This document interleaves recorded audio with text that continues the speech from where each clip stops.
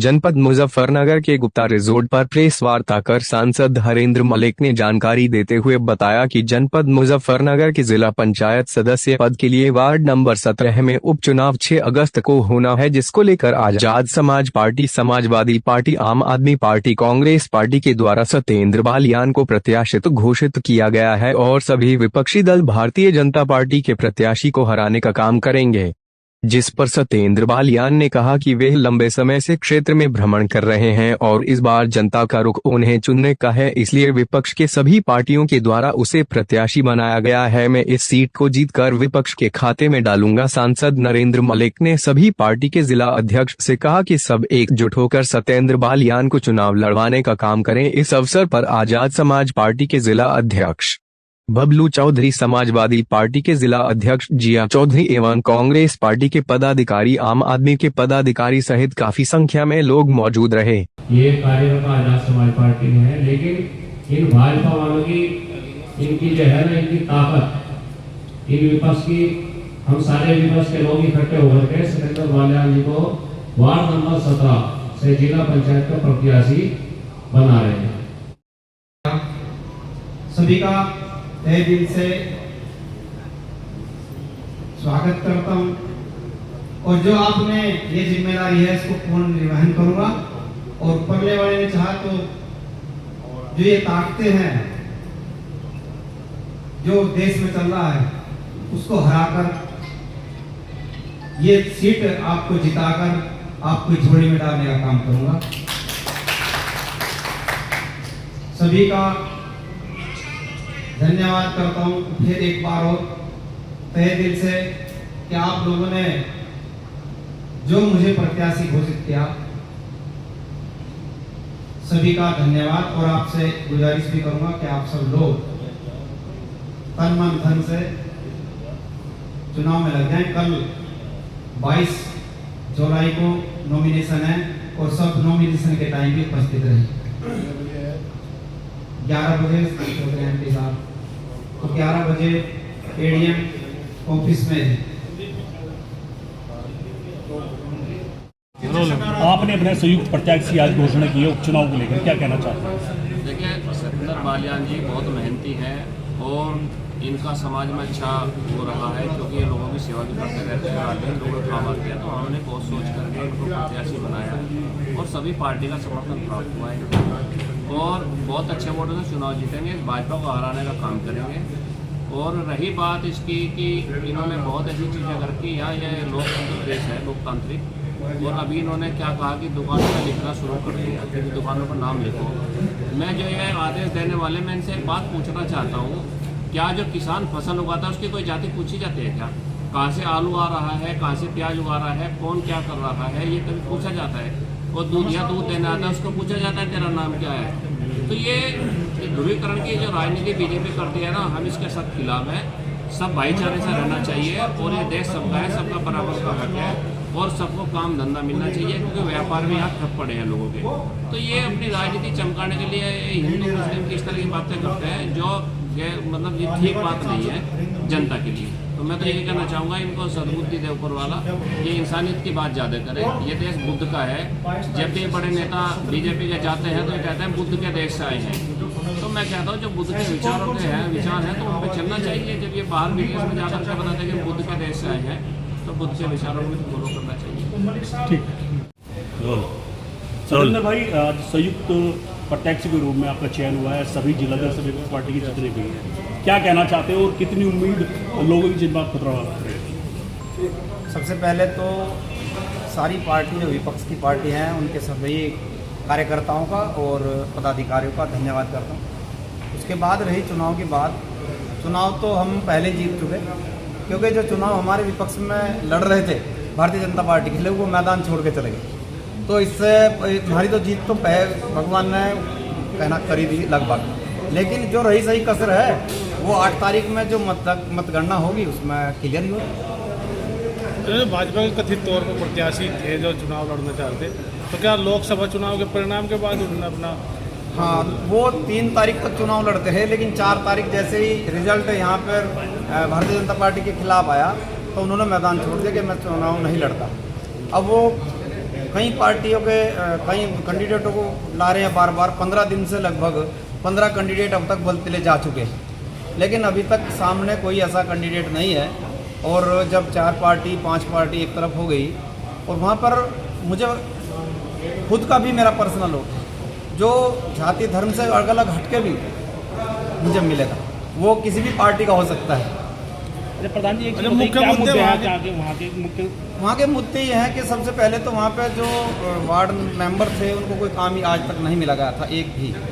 और अब ये प्रयास करेंगे कि हम जो, क्योंकि मैं वो आदमी नहीं हूँ कि भाई आप एक जाति धर्म की राजनीति करें। उस सड़क पर हिंदू भी चलता है और मुस्लिम भी चलता है, तो ऐसा नहीं होना चाहिए कि किसी भी वार्ड मेंबर को आप कथित तौर से कि भाई आप इस जाति से हैं, आप इस धर्म से हैं, आपको पैसा नहीं मिलेगा। पैसा मिलना चाहिए, क्योंकि वहाँ पर सभी पार्टियों के और सभी लोग चलते हैं। उस सड़क पे भी जो भी काम होगा उसका काम सबको आता है। तो सबसे मुख्य मुद्दा है जो गांव की समस्याएं हैं, कई गांव में बड़ी बुरी हालत है, जो वहाँ पे पैसा नहीं लग पाया, तो वहाँ पर काम करने की कोशिश करें। अच्छा, आज़ाद समाज पार्टी क्यों चुनी आपने? आज़ाद, अरे ये संयुक्त है, हमको तो आज़ाद में रह के भी कोई दिक्कत नहीं है। आज़ाद पार्टी का भविष्य भी ठीक है, और बाकी समाजवादी पार्टी आपने देख ही लिया कि देश में भी तीसरे नंबर की पार्टी है, और जब सबका ही होगा तो मैं तो सबका संयुक्त प्रत्याशी हूँ। आज जो जनपद में 17 नंबर की जो सीट है जिला पंचायत की, उस पर उपचुनाव करता, और आज हमने विपक्ष के लोगों ने मिलकर फैसला लिया है कि भाजपा के साथी सत्येंद्र प्रधान जी को बलवाला से इससे संयुक्त प्रत्याशी के तौर पर समाजवादी पार्टी, कांग्रेस पार्टी, आम आदमी पार्टी और आज़ाद समाज पार्टी और ग्रीन पार्टी के सभी अध्यक्ष यहाँ पर मौजूद हैं। हम सब लोगों ने संयुक्त प्रत्याशी के तौर पर की घोषणा की। जिला अध्यक्ष जी की, उनके साथी जिला अध्यक्ष आज़ाद समाज पार्टी, कांग्रेस पार्टी और आम आदमी पार्टी की थी। मैं तो जैसे आप आए ऐसा ही मैं आया। मेरा नैतिक दायित्व तो है कि जहाँ हमारी पार्टी के सदर जाएंगे, अगर उनका निर्देश होगा तो मैं वहाँ जाऊँगा। उसी उसमें मैं आया हूँ, और मुझे अच्छा लगा कि नौजवानों ने इकट्ठे बैठ कर के जिला पंचायत के लिए एक यूनानिमस कैंडिडेट तय किया।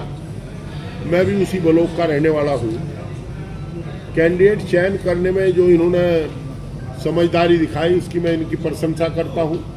वास्तव में मजबूत कैंडिडेट है, निष्कलंक है, निर्भीक है, ईमानदार है, स्वच्छ छवि का कैंडिडेट है, लगनशील है।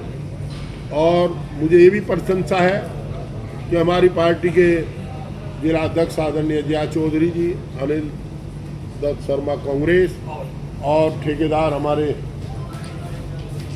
आम आदमी पार्टी, इन्होंने बड़ा मन दिखाया और बबलू भाई के आदेश को स्वीकार किया, और ये दायित्व की लिया कि हम लोग दिन रात मेहनत करके चुनाव जिताने का काम करें। अब ये संयुक्त प्रत्याशी हैं, अब सबके कार्यकर्ता हैं और सबके नेता हैं, संयुक्त प्रत्याशी रहेंगे और संयुक्त रूप से इनका प्रयास करके जिताने का काम करेंगे। अच्छा, अब ये जिला पंचायत का उपचुनाव है, इसके बाद फिर मीरापुर विधानसभा का भी उपचुनाव होना है, उसको लेकर किस तरह? हम देखिए, हम कोशिश करेंगे, और कोशिश क्या तो है, समाजवादी पार्टी जीतेगी। हम भाजपा को हराने का पूरा प्रयास करेंगे, सब फिर बैठेंगे। हम, ये अच्छा सिग्नल है, आज हमारे सारे अध्यक्ष साथ बैठे हैं, तो कल इन्हें बैठने से कौन रोक सकता है? परंतु निर्णय राष्ट्रीय नेतृत्व करेंगे, ये अपनी राय देंगे। निर्णय तो आदरणीय अखिलेश यादव जी, आदरणीय चंद्रशेखर जी, आदरणीय राहुल गांधी जी, आदरणीय केजरीवाल जी वो करेंगे। वो असेंबली का मामला है, परंतु एक अच्छे संकेत ये है कि जिला स्तर पर चारों इकाई साथ बैठी हैं, तो वहाँ भी प्रयास करेंगे। कहीं ना कहीं कोई ना कोई तो बात है, चूँकि बिना नेतृत्व के बात की तो ये यहाँ भी ना बैठते। जैसे इस समय जो है कांवड़ यात्रा शुरू होने जा रही है, हालांकि शुरू भी होगी, तो उसमें जो ये होटल ढाबों पर नाम को लेकर जो एक बवाल चल रहा है, नाम सुनो, अब जो हमने कहा, हमारे आदरणीय राष्ट्रीय अध्यक्ष जी ने कहा, वही मुख्तार अब्बास नकवी ने कहा, वही माननीय सांसद बिजरोर ने कहा, वो माननीय मंत्री क्या है कौशल विकास ने कहा। अब बताओ जो मार के पूछो, उनको पूछो गलत तक सही है। हमारी बात पर तो मोहर लगा दी ना कि we are absolutely right, don't take any bite. अच्छा एमपी साहब, लोकसभा चुनाव जैसा देखने को मिला है आपकी दफा, तो जो उपचुनाव जिला पंचायत को रहा था वही जल क्या देखने को मिलेगी? चल क्या कैसे? जिस तरह तो चुनाव ही रहा है, पूरा हॉट रहा है। वोट नहीं, चुनाव है, 7 गांव, बड़े गांव, आराम से चुनाव होगा, कोई बात नहीं, और ठीक हो जाएगा चुनाव। अभी भी सर्टिफिकेट लेने की जरूरत है। अभी आपने कहा था कि किन परिस्थितियों में उपचुनाव करना पड़ रहा है, तो सरकार आपको शायद जानकारी नहीं, जो निर्वाचित वो था मेंबर, उस बेचारे का कार्यकाल तो पूरा नहीं हुआ था, इरशाद चौधरी का, उसके सजा होने के कारण हुआ। अब वो बात अगर हम कुछ कहेंगे तो माननीय न्यायालय के प्रतिकूल चली जाएगी, इसलिए कहेंगे नहीं हम। बहुत लोगों के मामले लंबित पड़े हैं, उसका शीघ्र निस्तारित हुआ। अभी एक जाति प्रमाण पत्र का मुद्दा उठाया, सुशील शर्मा जी हैं, उन्होंने एक मुद्दा उठाया है खटीक को लेकर, और इसमें एक सांसद है भोला सिंह और सुधीर खटीक फर्जी प्रमाण पत्र, एक मंत्री है वो फर्जी प्रमाण पत्र बता रहे हैं। अब ये तो उन्हीं से पूछो, मुझे देखा नहीं भाई। ठीक।